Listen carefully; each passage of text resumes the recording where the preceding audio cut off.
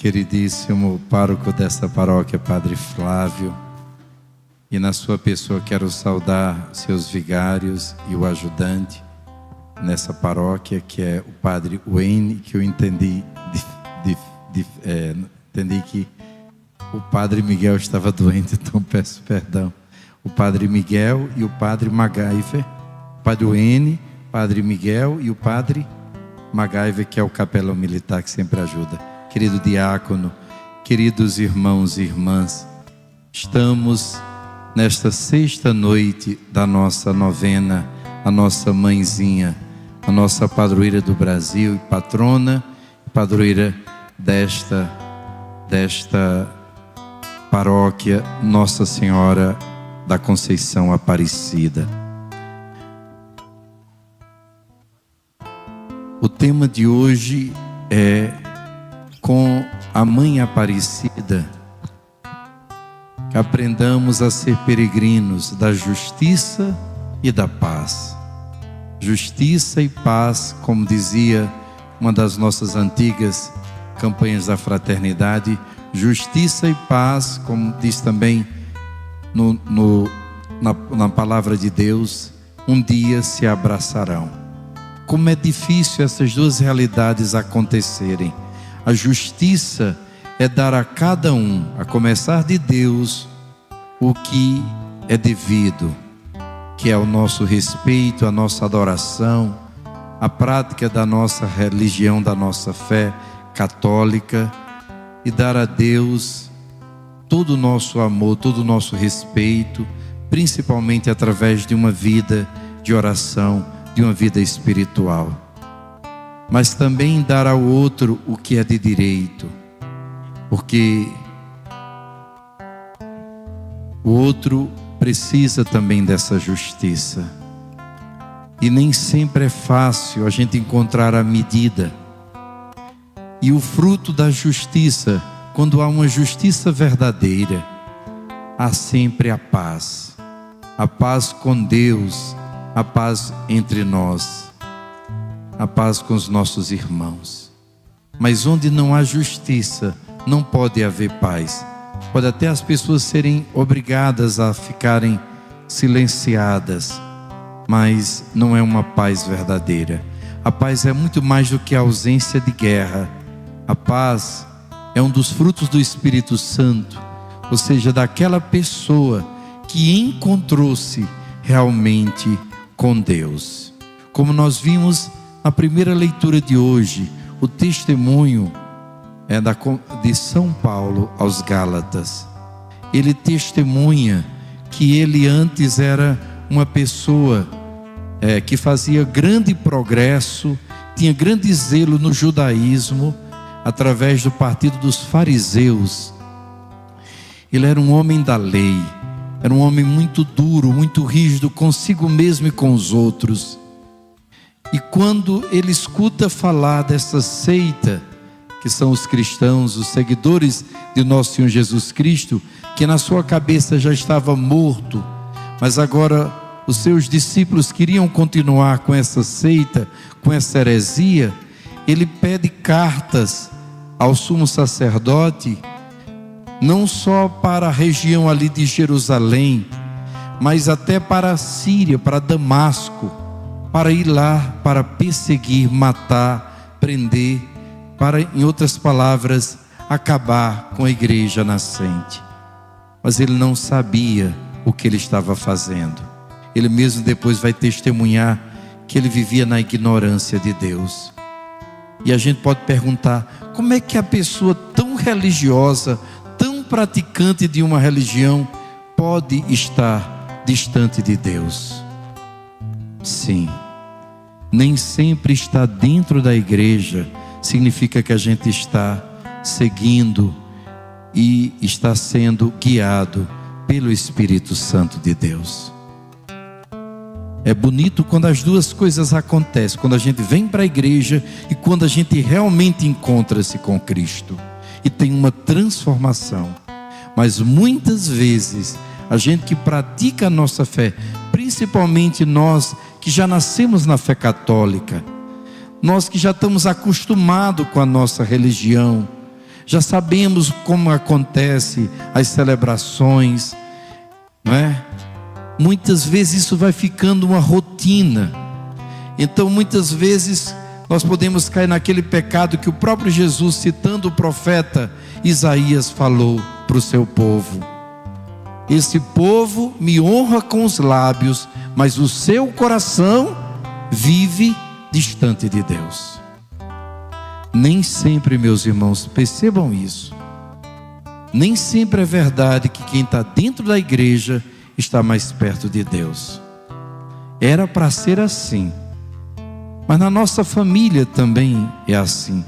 Às vezes uma pessoa de dentro da nossa casa, às vezes o marido ou a mulher, que estão ali dormindo juntos, muitas vezes estão tão separados, não se respeitam mais, se toleram, não é? Mas às vezes estão tão distantes, às vezes está mais apegado a alguém de fora. E às vezes acontece também conosco, quando somos filhos, que a gente às vezes dá o melhor aos de fora e a gente dá o pior a quem está dentro da nossa casa. Quantas vezes parece que nosso lar é só o lugar onde a gente dorme e come, não é? É quase como fosse, desculpe, um hotel. Como a gente às vezes não se sente da família. Se é assim na família humana, é também na família espiritual, que é a igreja.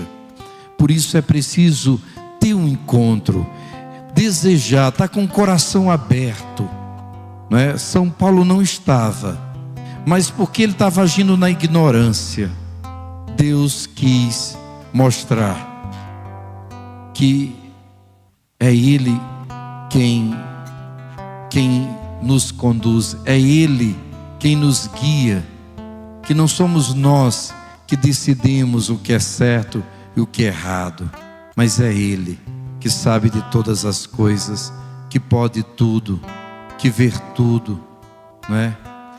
Então Saulo, na realidade, tem naquele caminho de Damasco o seu encontro com Cristo. Ele testemunha: eu caio por terra, fico cego e escuto uma voz: Saulo, Saulo, por que me persegues? Ele fica muito apavorado e atordoado, porque ele não estava perseguindo uma pessoa em si, ele não estava perseguindo a Deus, ou muito menos nem Jesus Cristo, que ele achava que era apenas um falso profeta, um falso Messias. Mas ali ele entende a igrejas, isso é uma mentira, isso é uma falácia. Se eu afirmei agora que muita gente que às vezes está dentro da igreja não encontrou-se ainda com Cristo, mas eu também estou afirmando que quem encontrou-se verdadeiramente com Cristo, encontra-se com a igreja. Tem necessidade, porque Jesus mesmo disse: quando 2 ou mais estiverem reunidos em meu nome, eu estou no meio deles. Quem diz assim, eu rezo em casa, é porque não está rezando ainda de verdade. Porque se você rezasse em casa, aquele mesmo Deus que falar com você, lhe mandaria para a igreja, que Ele deixou aqui para a nossa salvação. Isso vale principalmente para nós homens, vocês, os senhores casados, porque muitas vezes sua esposa pode ser viúva de marido vivo na igreja, né? E aí não adianta dizer: filhos, vão para a missa com a sua mãe, porque o filho não faz só o que a gente fala, mas faz muito mais o que a gente vê, o que a gente faz, o testemunho vale mais do que 1000 palavras. Como é bonito para os filhos, apesar deles às vezes não gostarem, de vocês se acordarem, casais, de manhã no domingo, dizer: hoje é o dia do Senhor, vamos tomar banho, vamos levantar rapidinho e vamos para a igreja.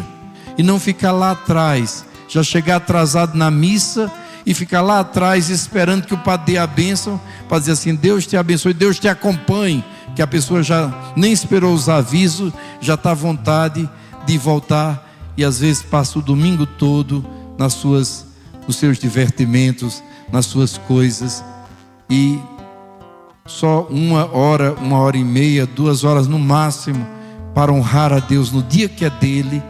A gente não vai trabalhar para poder honrar ao Senhor, às vezes a gente não tem essa oportunidade. Por isso, meus irmãos, é preciso um encontro com Cristo. É preciso abrir o nosso coração, pedir essa graça de ter a coragem como Saulo, mesmo no chão. Às vezes isso acontece quando a gente passa, como Saulo estava passando ali, por uma prova. Às vezes Deus permite um problema, uma dificuldade. Às vezes alguém diz assim: Frei, eu tenho rezado tanto. E por que Deus às vezes tem permitido isso? Para você, muitas vezes, você rezar mais.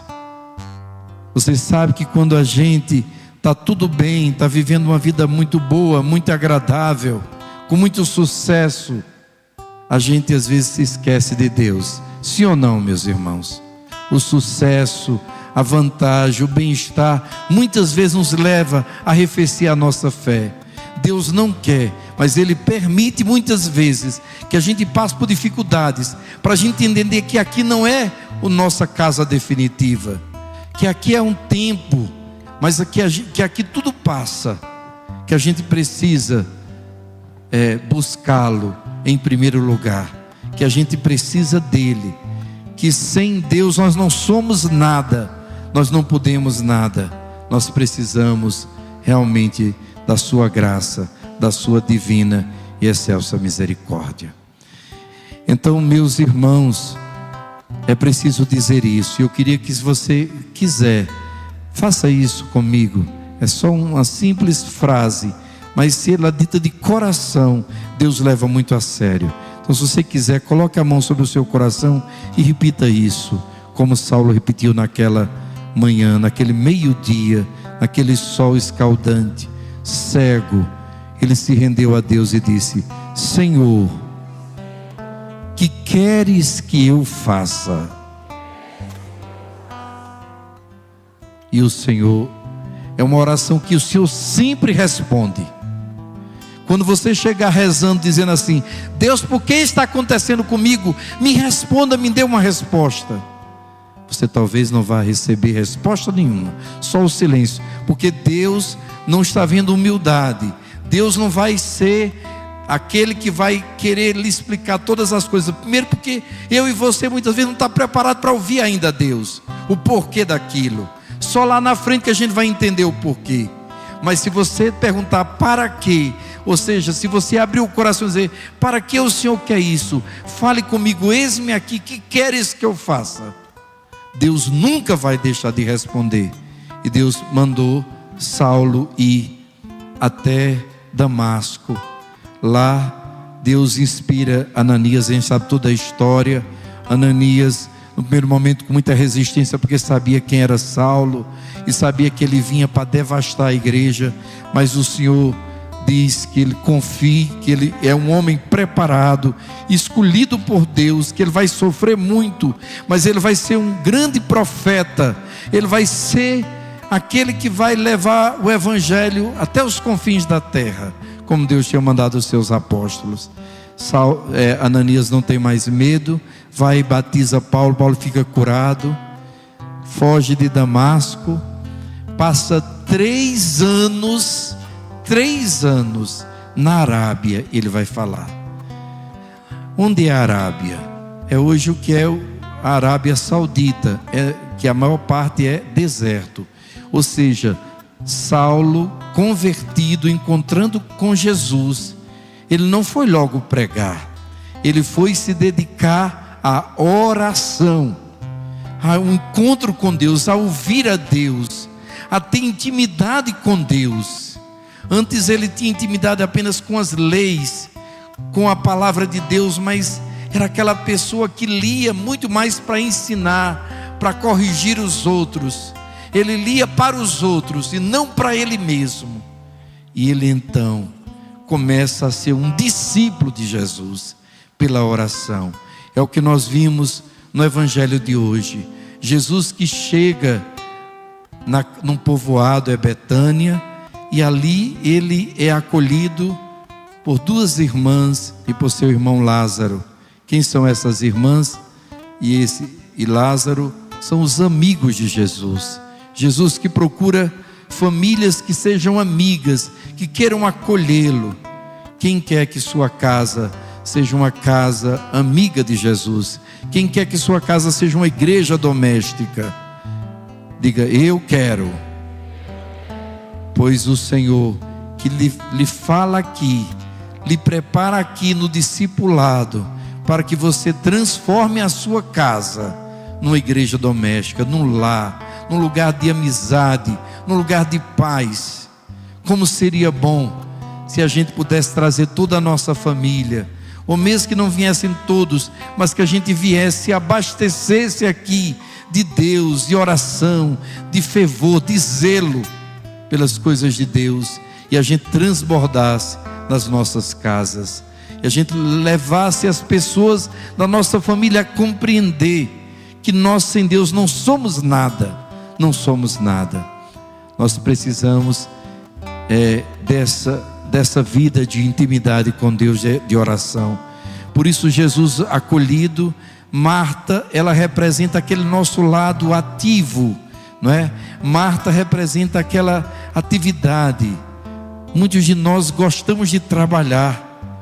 Eu sei que essa é uma cidade de muitas pessoas trabalhadoras, tanto no agronegócio, como também na mineração. Não é mineração que vocês chamam, é mineração? O garimpo, isso, de pedras preciosas e semi-preciosas, não é isso? Não é uma das vocações de Cristalina, não é? Do comércio, de tantas realidades. Então são pessoas muito trabalhadoras. O Senhor ama essas pessoas, mas Ele quer ensinar uma coisa. Não é só o fazer, o fazer, o fazer. Às vezes a gente está ali também na igreja, e a gente faz muitas coisas bonitas, e é bonito isso, né? Organiza os encontros, as pastorais, mas se a gente não tiver uma vida de oração, a gente desanima. Quantas pessoas tão maravilhosas da igreja, que trouxeram tantos casais para dentro da igreja, tantas famílias, ajudaram todo mundo. Aí você vai ver onde é que elas estão. Desanimaram, saíram da igreja. Muitos até casais separaram. Que tristeza. Casais que no encontro de casais testemunhavam a beleza do matrimônio, hoje estão separados. Eu tenho certeza que vocês conhecem alguns. A gente diz isso com tristeza. O que é que faltou? Faltou a oração. Eram muito bons no fazer como Marta, mas não tinham tempo para ficar com Jesus. Não tinham tempo para ter uma vida de oração. E sem oração a gente não tem perseverança. Sem uma vida de oração, de intimidade com Deus, a gente se cansa logo. O diabo nos vence. Quantos de nós também, não é, padre? Sacerdotes, que estamos nessa loucura, principalmente porque a gente às vezes tem que construir, tem que fazer campanha, tem que arranjar recursos, tem que cuidar de trabalhadores, de empregados, de toda a administração de uma paróquia. Imagina uma paróquia como essa, organizar toda uma festa dessa, não é brincadeira. Mas se a gente não tiver cuidado, ele sabe como é. Todos os sacerdotes nós sabemos. A gente começa a ser garçom. O que é um garçom? Serve aos outros e fica com fome. A gente começa a deixar a oração.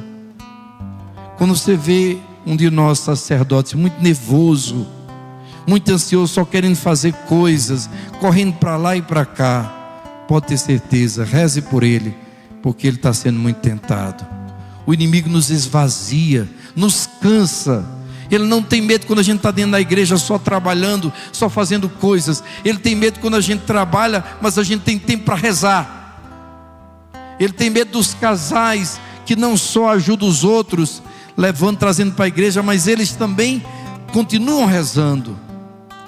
Como é difícil encontrar um casal, rezar o texto junto, não é? Como é difícil o marido e a mulher se juntarem e começar a rezar um terço. A Nossa Senhora, vamos rezar pela nossa família, pelos nossos filhos, por aquele filho que está dando um pouco mais de trabalho. Quem tem filhos aqui, levante a mão.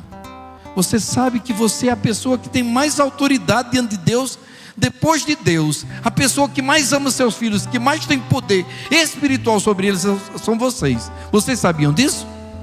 Porque foi confiado a vocês. E Deus não chama os capacitados, mas capacita os chamados. Por isso, orem pelos seus filhos. Está doente, a primeira coisa, antes de levar até no médico, ora vocês dois, impõem as mãos e peçam a Jesus. Não precisa estar levando de benzedeira, não sei se é quebrante, sei o quê. Isso é superstição, crendice, estranha a nossa fé católica. Respeitando quem faz, não é? Mas nós católicos não fazemos isso. Nós rezamos, damos água benta, os sacramentais.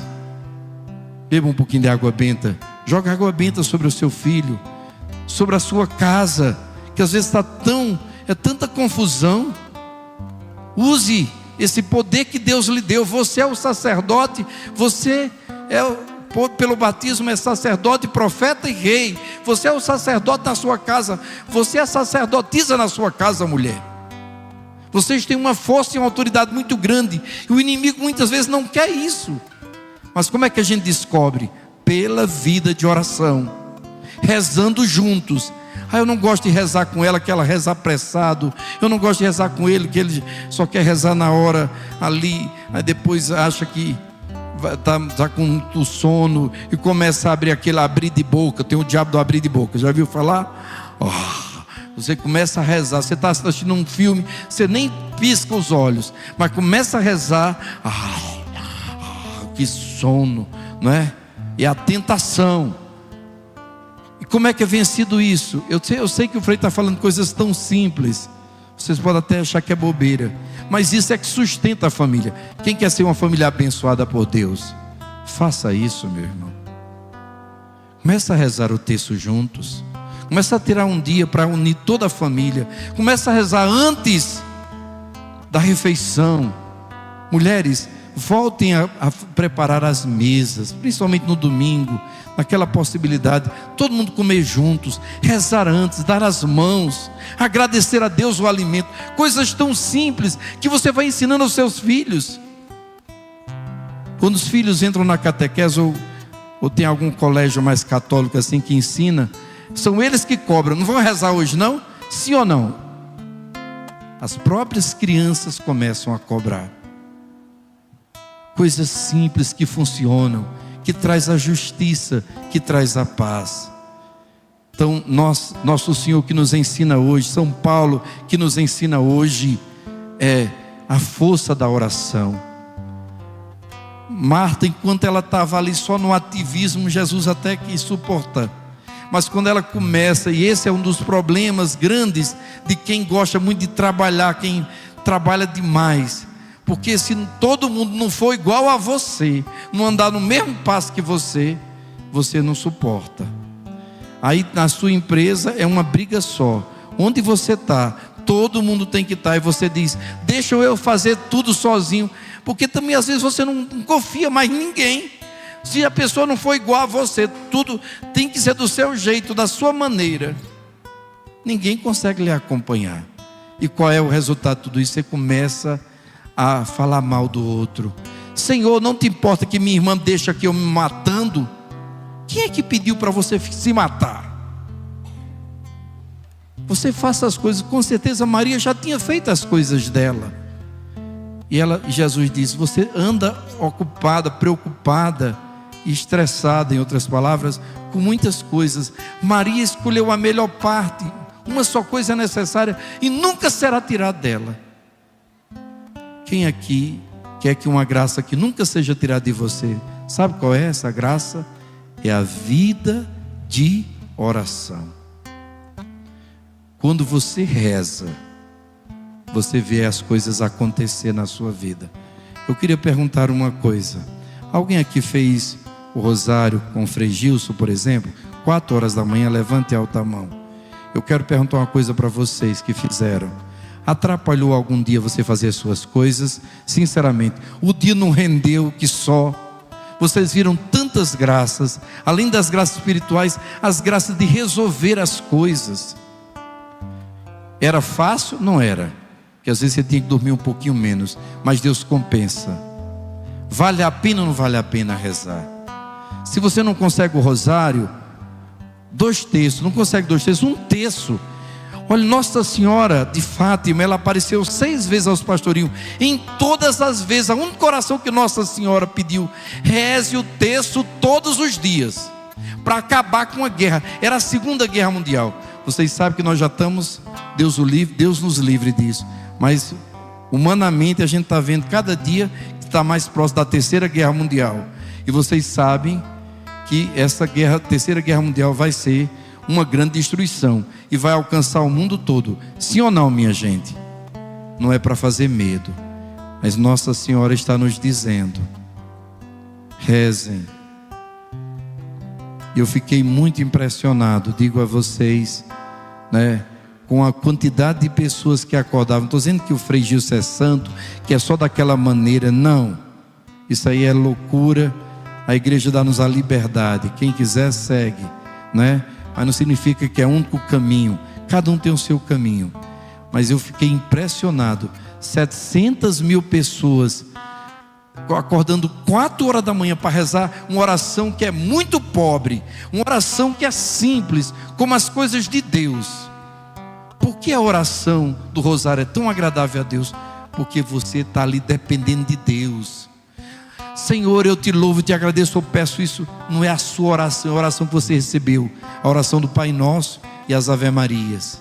Orações bíblicas, orações que parecem só repetições, mas orações de pessoas humildes, de pessoas que não confiam em si mesmo, não confiam na sua força, confiam na força de Deus. É isso que Nossa Senhora está dizendo, não é? Então aqui entra de cheio a Santíssima Virgem Maria. O que eu queria dizer hoje para vocês: quem ama muito Nossa Senhora da Conceição Aparecida, quem ama essa mãe de Deus e nossa mãe, nossa bendita padroeira, ela só tem um pedido a fazer: rezem, rezem todos os dias. Se volte para Deus. Se você se voltar para Deus para oração, pelo menos comece com um terço diário. Se não pode em família, se não pode nem no casal ainda, você comece. Alguém tem que começar. Principalmente você que é só você na sua casa. Não desanime. Deus vai ver a sua fé, a sua insistência. Você já pensou o que é isso? Todos os dias da sua casa, sob essa oração tão humilde, não é? Ao Senhor, ao céu, suplicando a bênção sobre seu lar, sobre toda a cidade, sobre o estado, sobre o Brasil e sobre todo o mundo. Imagine tantas pessoas no mundo inteiro rezando ao mesmo tempo, oferecendo o santo sacrifício da missa. Qual é o grande desejo de Nossa Senhora? É nos ver todos salvos, é nos ver na justiça e na paz. E para isso ela precisa da nossa colaboração. E a colaboração é tão simples, é tão simples. Eu me lembro que nas aparições de Nossa Senhora de Medjugorje, Nossa Senhora sempre falando assim: rezai, rezai, rezai. E alguém chegou, que sempre tem as pessoas bem espertinhas, né? Perguntaram aos videntes: e essa Nossa Senhora só manda rezar? Tem tanta coisa para a gente fazer nesse mundo, e Nossa Senhora só manda rezar. Aí eles foram me perguntar a Nossa Senhora: Nossa Senhora, estão dizendo que a Senhora só manda rezar, não manda fazer outra coisa. Ela disse: eu mando tanto vocês rezar e vocês não rezam. Imagina se eu não mandasse. Comece a rezar que eu vou parar de mandar vocês rezarem. Diga para o seu irmão: comece a rezar, comece a ter uma vida de oração, de intimidade com Deus. Meus irmãos, isso muda tudo a nossa vida. Uma oração tão simples, tão pobre, mas que nos coloca. Ontem nós celebramos o Dia do Rosário, e no Brasil teve uma bênção muito grande.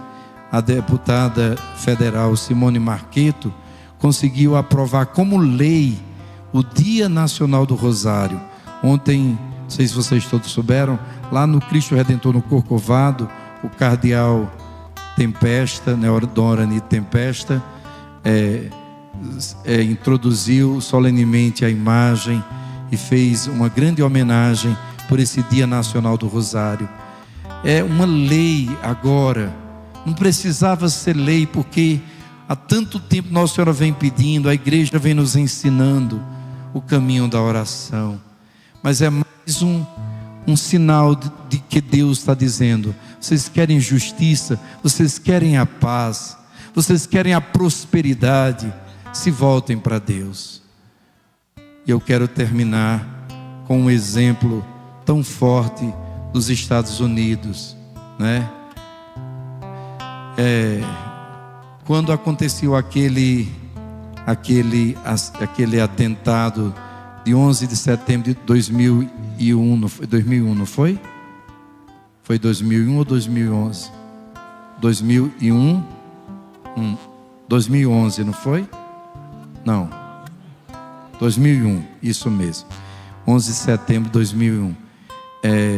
Alguém, né, que também se sente muito sábio, chegou para uma pessoa de Deus e disse assim: por que Deus permitiu isso? Porque Deus permitiu uma tragédia tão grande? Porque tantos inocentes morreram, foram sacrificados. Aí a pessoa pensou um pouquinho. Tenho certeza que ela pediu luz ao Espírito Santo, porque aquela resposta foi tão bonita. A pessoa disse o seguinte: vocês querem tirar Deus das escolas. Tem leis para que não tenha nenhuma imagem, nenhum crucifixo nas escolas. O Estado é laico, não se pode falar de Deus nas religiões, nem de religião nas escolas. Pode-se falar de tudo, menos de Deus. Tira Deus das escolas, tira Deus do comércio, tira Deus de todas as áreas da sociedade, tira Deus, o Estado é laico, não tira Deus de tudo, da religião. Nós agora que criamos, vamos aprovar o aborto porque achamos que agora cada um tem que resolver. Criamos leis totalmente contrárias à lei de Deus. Zombamos de quem muitas vezes reza e nos convida a rezar a uma vida de oração. E quando Deus livremente sai, porque foi esquecido, foi abandonado, foi proibido, vocês querem culpar a Deus? Quer dizer, a gente não quer Deus, não quer nada de oração, não quer a presença de Deus. Quando acontecem as tragédias, a culpa é de Deus? Meus irmãos, se não rezarmos, se não lutarmos por uma conversão, por uma mudança de vida, como aconteceu com Saulo, se transformou no grande apóstolo Paulo, se não transformarmos como Marta, que depois servia com tanto amor, mas assim, sem perder a vida de oração, e tornou-se Santa Marta. Se não nos transformarmos como Santa Maria de Betânia, se tornou uma santa, uma adoradora, uma mulher fiel a Deus, nós não vamos conseguir nunca ver a paz e a justiça nesse mundo. Tem que começar de alguém. Tem que começar de alguém. A nossa fé começou com 12 apóstolos. Eu tenho certeza que nenhum de nós é pior do que qualquer um deles. Nenhum de nós é tão fraco. Um inclusive negou e foi substituído por São Matias. Os apóstolos eram como nós, como Pedro, tão fracos que negavam, que caíam. Quem queria ser o melhor, o maior, mas aprenderam com a oração a conhecer a Jesus, a colocá-lo em primeiro lugar. Aprenderam com Nossa Senhora desde o começo, não é? E se tornaram santos e conseguiram. Nós também podemos conseguir, irmãos. É isso o meu desejo muito sincero. Queria que ficássemos de pé, colocando a mão sobre o nosso coração. Vamos pedir essa graça da oração, essa graça da fé. Louvando a Maria, o povo fiel. A voz repetia: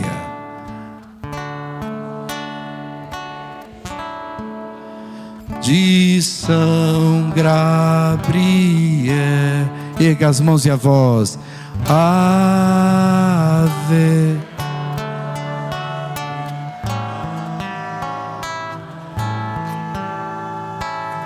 Ave, ave, ave Maria. Alguém está aí com o seu texto? Tira o seu texto. É sempre bom você andar com o seu texto. Eu estou vendo alguns policiais, algumas pessoas de segurança que andam com a sua arma, né? Não é para estar usando toda hora, nem impondo, mas está sempre armado. Aqui está a nossa arma, essa correntinha que nos une com a mão de Nossa Senhora, e ela nos leva para o céu. As pessoas orgulhosas e poderosas, elas não gostam do texto, elas não gostam, elas dizem assim muitas vezes: eu já tenho a Jesus, porque Maria, eu vou diretamente a Jesus. Quem é humilde aqui? Quem se sente muito pequeno e pecador? Quem quer chegar até Jesus? Vá por Nossa Senhora. Só Jesus pode nos levar ao Pai. Ele disse: eu sou o caminho, a verdade e a vida. Mas até Jesus, o caminho mais curto é Nossa Senhora. Ela nunca fica conosco. Quando a gente reza a ela, ela nos leva as causas, como ela fez em Caná. E pode ser até que nem seja a hora de Jesus realizar o milagre. Minha hora ainda não chegou, mas por um pedido dela, com certeza o milagre virá. Amém? Levanta o seu texto. Se você também quiser, tem alguns textos ali, a gente trouxe, o material está ali atrás, naquela tenda. Se você puder adquirir, levar nós vamos abençoar os nossos textos, para que você ande sempre com esta arma, uma arma de vitória. Sempre que acontecer alguma coisa, você toca nesse texto, não como um amuleto, mas como um sinal que Nossa Senhora está com você, que esta mãe Aparecida fará com que a gente consiga vencer todos os desafios. Diga: Nossa Senhora, Mãe de Deus e Mãe Nossa, Senhora da Conceição Aparecida, nesse dia da nossa novena, eu suplico a graça de uma vida de oração. Me ensina a rezar o texto todos os dias. Tira de mim toda preguiça. Organiza a minha vida, Mãe. Me dê forças para colocar em primeiro lugar a vida de oração. Me dê a graça, Mãe, de vencer tudo que me impede de ser uma pessoa de oração. Mãe de Deus, eu te peço hoje esta graça. A Senhora sabe que eu preciso de tantas coisas materiais, de tantas outras graças para mim e para a minha família, mas eu suplico ao Senhora, primeiramente, me faça uma pessoa de oração.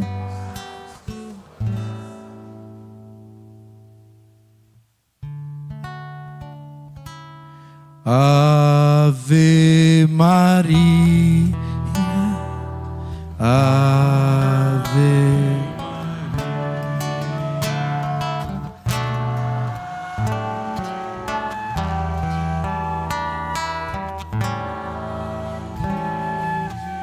Lembra da sua infância? Eu era pequeno, nem me lembro. Só lembro que à noite, aos pés da cama, juntava as mãozinhas e rezava.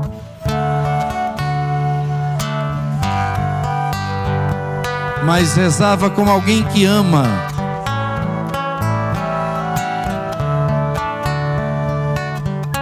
Nas Ave Marias que eu rezava,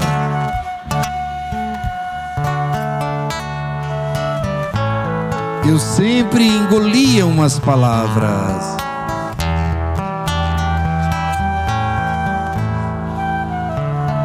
E muito cansado acabava dormindo.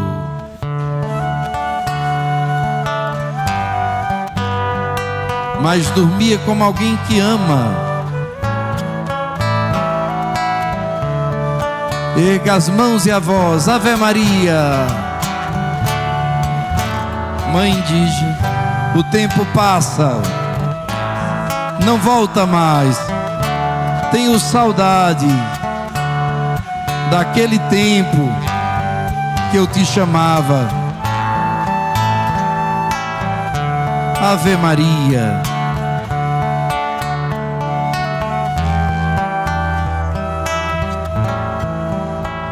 Mãe de Jesus. Jesus manso e humilde de coração,